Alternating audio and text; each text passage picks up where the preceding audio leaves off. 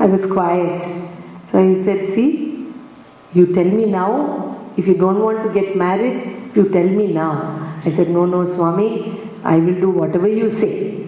He said, no, you tell me now. Whatever you want to say, I will do, Swami. Then he said, I know a secret. I'll tell you a secret. And the secret is this. You can only see the outside of a person, but I can see the inside of a person. And this man will bring you closer to me, he said. It will not be easy, but he will bring you closer to me. Because he's a very dharmic man. He's a very dharmic man.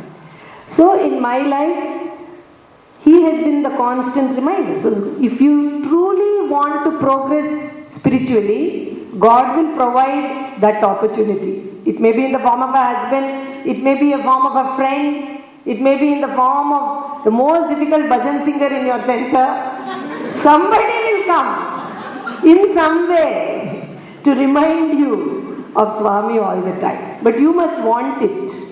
It doesn't mean the path will be easy also. It may be a difficult path.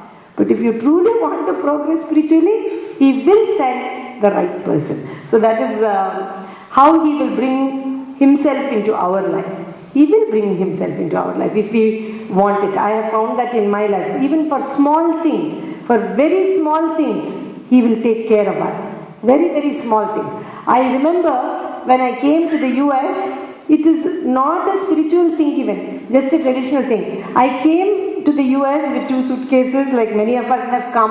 I brought what I could with me.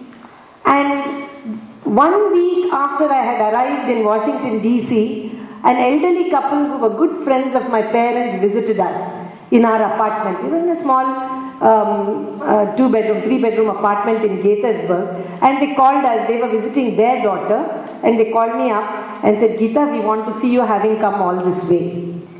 We had not even equipped our apartment as yet. It was literally 1 week after we had come from India as new immigrants to this country.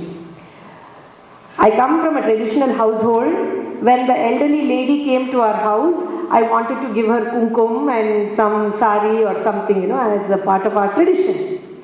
And I opened my suitcase and everywhere, and of course I had not yet even found the Indian store nearby to even buy haldi and kumkum. So I just had very little 2 small packets that I had brought with me. That is fine, I can open that and give. But I didn't even have a small silver container or anything to put the kumkum inside. Normally we don't like to put it in steel ones, or glass. So I complained to my husband and I said, I don't know why Swami sent me here. These elderly people are coming and I don't even have a silver kumkum box, to, just like we have our vibhuti and all that, to give her kumkum. So he said, what is there? The thought is to give the kumkum. What does it matter if it is steel or glass or thing? I said, no. My mother always says you must give it in a silver. Something that our mothers have taught us. So he said, anyway, nothing can be handled. So I was little upset. For me, my friend is Swami, my parent is Swami. If I get upset also, I tell him. If I'm happy also, I tell him. I said, Swami, why did you send me here? I don't even have one kumkum dabba to give. Finished. Then, anyway, I kept it ready. This couple came to our house, and few minutes before they came, the daughter and son-in-law came first. The elderly couple were to come with someone else. So the daughter and son-in-law came and they said, Geeta, my parents are coming in another car, but your mother had sent a small package for you. I have it in my purse, let me give it to you. So she gave it to me. I said, okay, I'll keep it in the kitchen. She said, no, in America the tradition is whenever anybody sends gifts, you should open immediately. We don't have that tradition in India. We keep it and open it later. Because I was new. So she said, you should open it, immediately. Maybe something your mother has sent for you. And I open it, and inside is a silver kumkum dabba filled with haldi, the yellow powder, and kumkum. My mother had sent it. This couple came earlier than the elderly couple. In a car 10 minutes before. And I was able to keep that and give that elderly couple when they came her sari or shirt or whatever it was. But not to end the story there, 4 years later, when I went to Puttaparthi and this thing happened about the cassette which I just told you, Swami said, Haldi Kumkum, how much grumbling? Haldi Kumkum, how much grumbling? So I'm telling you, if we want to remember him, even the worldly desires and needs, he will take care. But we must want him first. That is the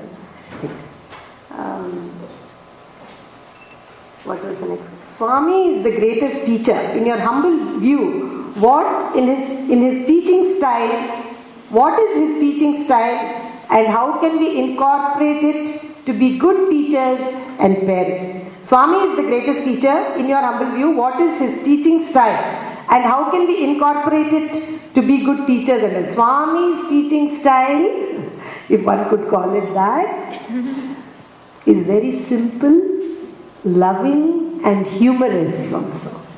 Through humor, Swami teaches a lot. Humor. If we say things that we really don't mean, Swami will catch us also. I remember in the interview room once, there was a foreign group was with us. I don't know from where they were. One of the ladies, Swami asked her, what do you want? She was a big lady, big woman. She said, Swami, I only want to merge with you. So Swami said, look at my size and look at your size.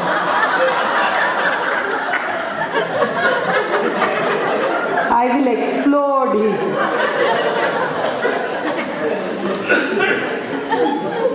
It is funny, but the lesson was, don't just utter some words without meaning it.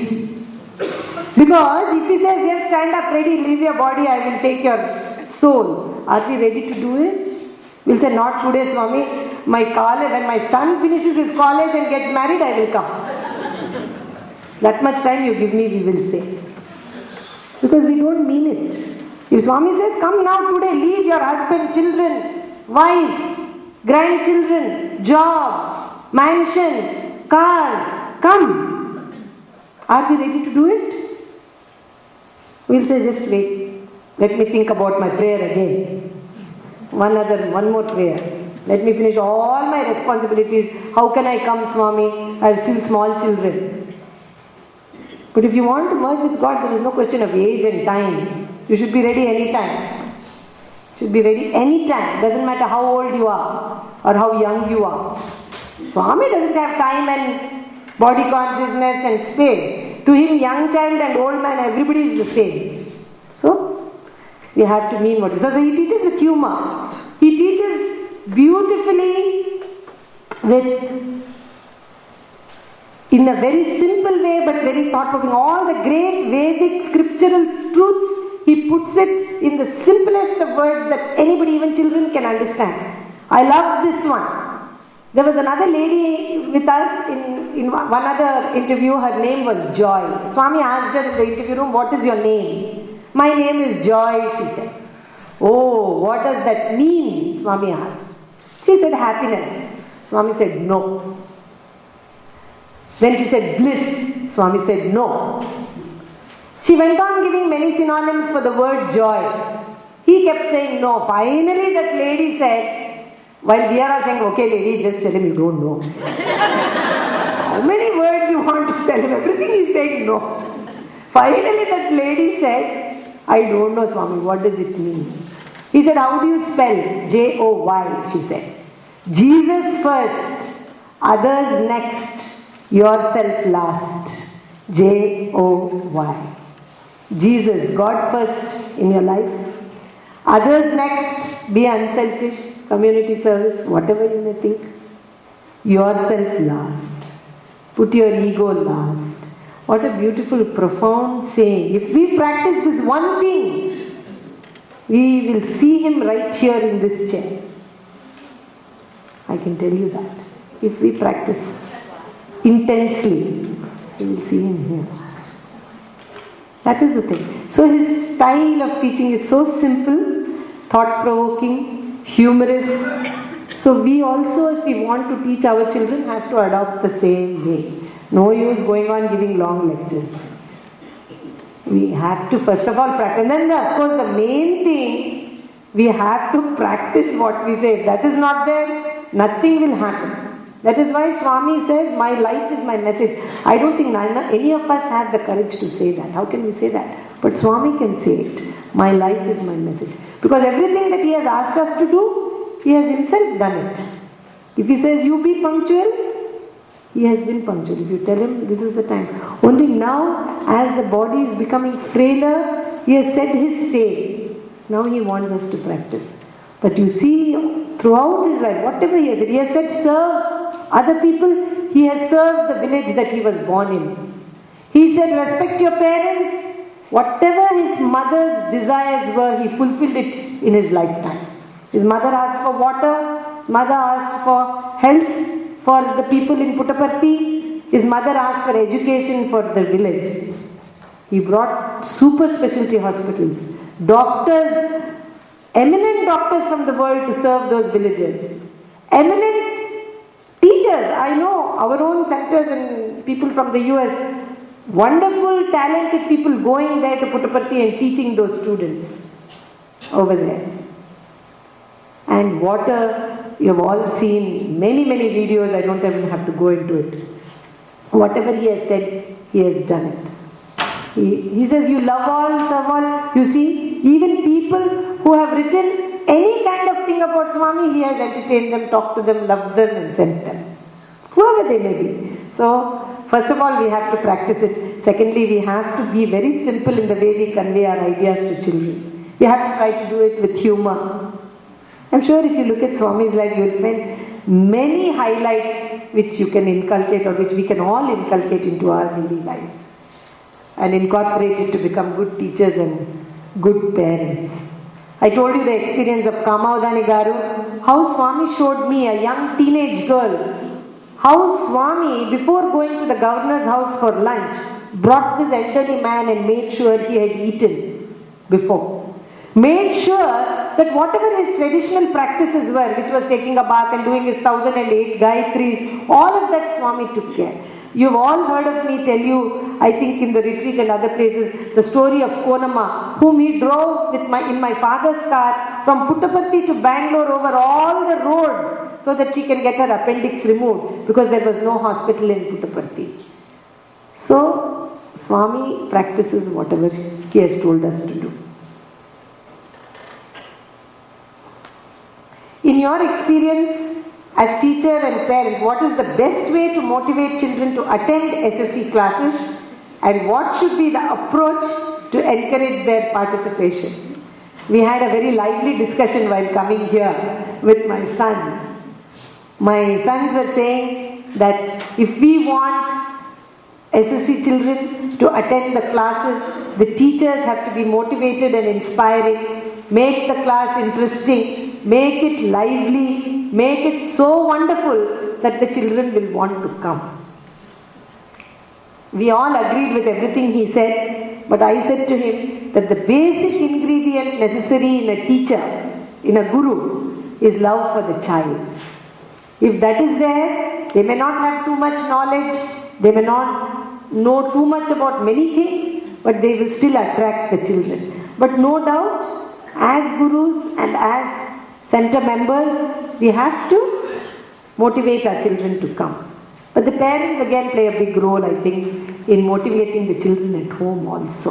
So we have to find the right combination to bring the children there to the class. And we have to, one of the things that I find for myself when I came here, and I don't mean this in any negative way, but this was just my observation, coming from India as a Balavika's guru to the US. Because I grew up in a very Sai-filled household, as you have now heard me saying over and over again in my talks. So my life was very focused on Swami, my whole family was very focused on Swami. But we were brought up in a very disciplined fashion in India, coming from very traditional households. Our parents, though very loving, though very much involved in our lives and encouraging us to study well, were very particular about discipline and commitment. If we committed to doing something, we were expected to keep our word, however young we were. It didn't matter. If we went to Puttaparthi and sat in that hot shed, they would ask us before entering the shed, you are coming here, you have to sit for 3 hours. Do you think you can sit? Because if you cannot sit, don't come into the shed. And then complain and say, I want water, I want food, I'm hungry, I want to sleep, whatever. So we were expected to fall in. So I came from a household that was quite discipline oriented, even though my parents were very loving, they were very disciplined people. So having come from that background and also having taught SSC in India since the age of 15 till I came to the US, one of the things I found here, and this is just as a discussion with all of you, is that we expect everything to be always entertaining. Here, some things in life are not always entertaining. That is the reality of life. There are some things that we have to do even if they are boring. I find it boring to wash the dishes every day after dinner. But I have to do it. I don't have an escape. My husband has to drive 50 minutes to work. It's boring, but he has to do it. So the reality of life is sometimes we have to do things that are boring, things that we don't particularly enjoy, but we have to do it because it's a part of life. And I think it's important to tell that to our children. Every second of our life is not going to be exciting. Because once you finish this program here and go home today, you have to get ready for tomorrow Monday morning work, whether it snows or rains. And that is the reality, and I think that's important to tell our children. So we cannot expect every second of the Balavikas class or whichever class or bhajan or to be exciting all the time. Sometimes it may not be, but it is good for you. I think that part as parents we have to play. It's good for you. You have to do it. You will realize the value of it not now, 10 years from now. Unfortunately, spiritual growth is a slow one, but Swami says slow spiritual growth is permanent, not something that happens instantly. It's not permanent, he says. It has to happen slowly and gradually. So I think one of the things as parents and gurus, we have to tell our children that sometimes there are some things, whether they give you homework in the class, you have to do it. It's good for you now. It's okay. Let's encourage our children to do it. Doesn't matter. Because many things in school they do which they may not be so interested. But we don't say, okay, don't go to school tomorrow. If you find that particular class boring, don't go to. Do we say that? We don't. So the same thing has to apply to our spiritual classes as well. And this is again, like I said, my personal opinion coming from the background that I have come. It may differ from opinions of others. I'll tell you an incident very quickly. As a young child of this age, sitting here in front, we had to clean Swami's Brindavan building. You know, it was that old bungalow which you see in the old photographs. Swami lived there. Rama Brahmam, who was the caretaker, Swami had given us all jobs to do. And we had to do those jobs every weekend. We also had school. We did not go there every day. It's a 25-mile drive from Bangalore to Brindavan. So we used to go on Saturday morning and spend the whole day there cleaning Swami's building. The men cleaned the rooms upstairs. The ladies cleaned all the downstairs rooms and cooked for Swami. The children, my cousins, all of us, we looked after the garden, whatever. One of the jobs that I was given was to clean the altar in the main hall of the bungalow. Every evening, Swami would sit there on the chair and bhajans happened there. You know, Swami would also sing in the bhajans. So we were all a part of that every day. So my job was on the weekend, there were huge pictures of Swami and Shirdi Sai Baba. It had to be taken out, wiped down, and you know, they used to garland Swami so much, all the garlands would go on the photos. So the garlands would dry and the dried flowers would fall behind the picture. So you had to remove the pictures, sweep out all the old flowers, dust it, put it back. And it was quite a tedious job because the pictures were very big and I was a young girl. It would take almost 2 to 3 hours to do that. But that was the job given to me and I used to do it quite happily. But one particular day, one particular weekend, I did not want to go because I wanted to attend the Carnatic music concert of M.S. Subbulakshmi. So I told my mother, I don't want to come to Vrindavan today. Can you ask somebody else to clean the altar? My mother was a very strict disciplinarian. She herself was, I told you, the SSC coordinator for Karnataka. Because at that time there was no Balvikas or anything. So my mother said, no, Swami has asked you to do this job. You agreed to do the job. That is your commitment for the weekend. You have to come. So I said, can't you excuse me for one weekend? Can someone else do it? She said, no. If you had wanted to do that, last weekend when you went to Vrindavan, you should have told Swami, Swami, I am not coming next weekend. Is it okay? Who can do this job? You did not do that. Therefore, you have to come. So, very unwillingly, very upset, I went to Vrindavan. And I was banging the photos and cleaning it and not at all happily doing the job. And the other thing is to do the job happily. You see, that is also not just doing the job, but you have to do it happily. So, Swami used to walk around the Vrindavan, the building, and he came and said, what have I done to you? Why are you banging me so much today on the picture? What did I do to you? Bang. I can't tell him. So I was quiet. He said, what happened? What happened? Why are you so upset? You look upset. This is small, 11, 12-year-old. So I said, Swami, I didn't want to come today. He said, oh, why didn't you want to come? Because Swami, today, concert of MS Subbulakshmi. She was an ardent devotee of Swami. I wanted to go to the concert in Bangalore. So Swami, very good, in a very beautiful way. Look at the psychology. He said, oh, you should have told Kamlamma. Maybe she could have cleaned it for you. He said, Kamlamma is my mother. So I said, oh wow, he's on my side now. No? So I said, I told her, Swami. She didn't listen. She said, you have committed and you have to come. Oh, she said like that. One day she could have helped you. I said, yes, Swami, she didn't help me. What? He said, oh, poor thing, poor thing. It's okay, Bangaru. Beauty is God, work is worship. He said, you clean the photos. One thing. What time is the concert? 7:30. Oh, 7:30. Then it's okay. Today we will do one thing. Today we will just do bhajan and go home. We'll finish off at 7 o'clock or 6:45 and you can go to the bhajan. No question answer discussion. Because Swami every evening he used to have the bhajan. After the aarti, just what we are doing now, he would say any questions, anything, and everybody would ask questions and Swami would talk for an hour after the bhajan in the evening till 8:30 in the night, till his dinner time. And he would go for dinner and we would all come back.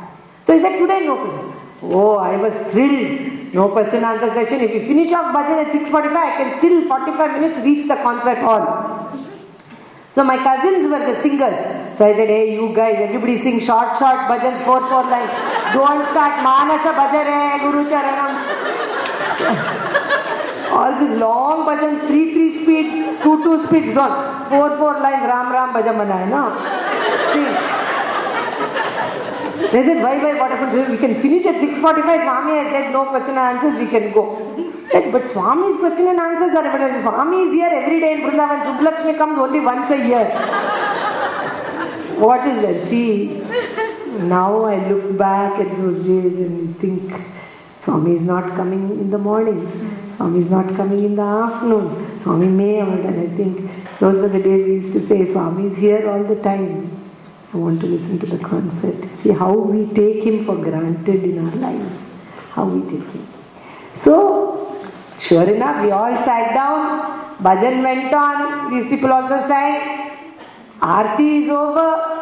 Then Swami sitting on the chair, he says, Emi Samacharam, what news? Finished.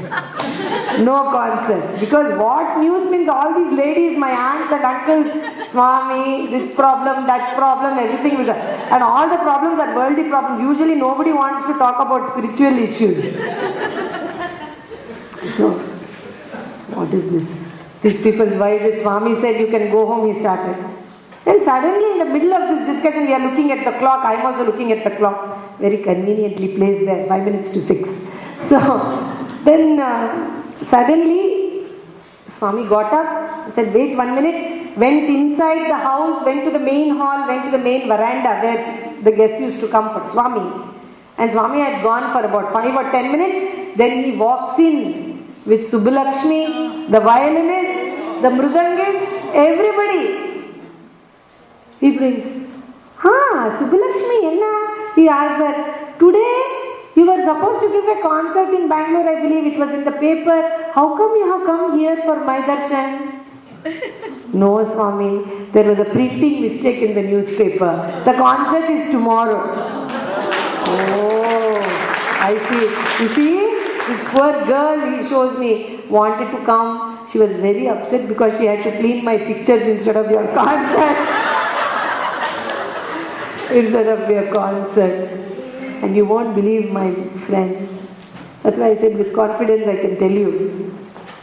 He gave her a list of 8 or 10 or 15 songs which I like of Subbalakshmi. She likes all the songs that you sing. Will you sing it? One after the other. A concert from Subbalakshmi for 25 people, special audience. Sung to Swami with utmost devotion in the presence of Swami. Beautiful 1.5-hour concert in Vrindavan. After that she took Padanamaskaram and left. And we all took our Padanamaskaram. See, Bangaru, if you do your duty, the rewards will come on its own. The rewards will come on its own. That's why I said, if we do our spiritual work, the worldly desires will also be answered. We need not worry. If we are doing only the worldly work, the spiritual things may not be answered.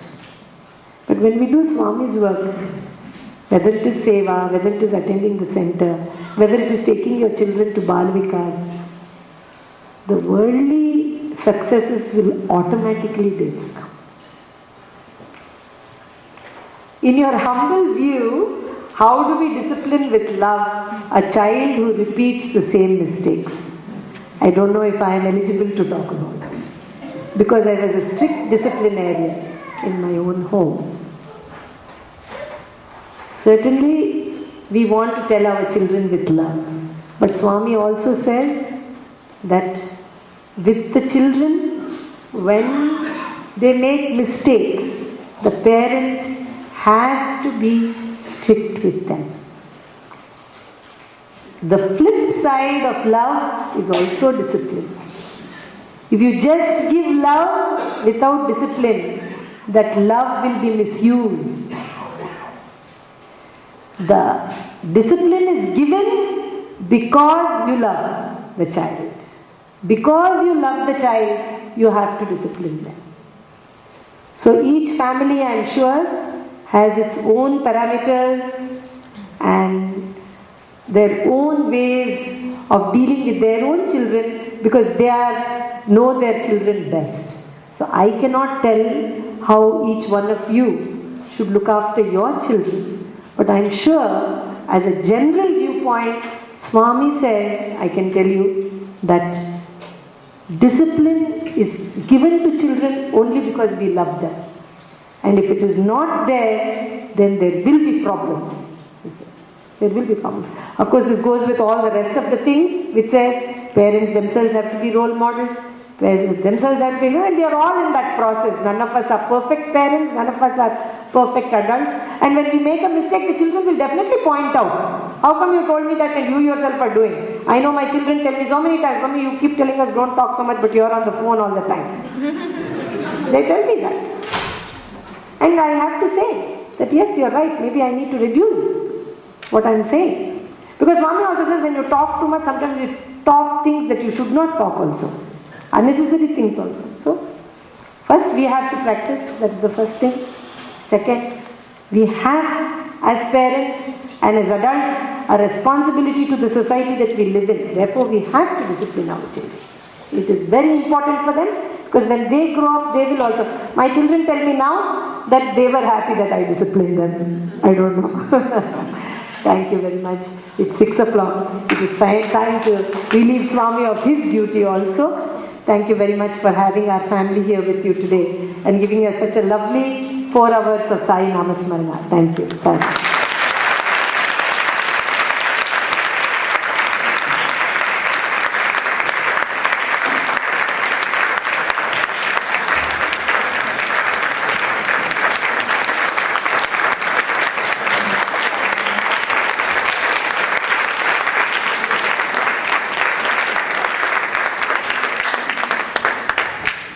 On behalf of the Flushing Sai Center, we have to thank Swami for sending Sister Geeta here for such an inspirational talk. We all feel as if we've been close to Swami for a whole day. We have a wonderful, wonderful day today. A dreary day outside, but a beautiful, bright day today because of you. Thank you very, very much, and I hope you come more often to inspire us, our children, and all of us.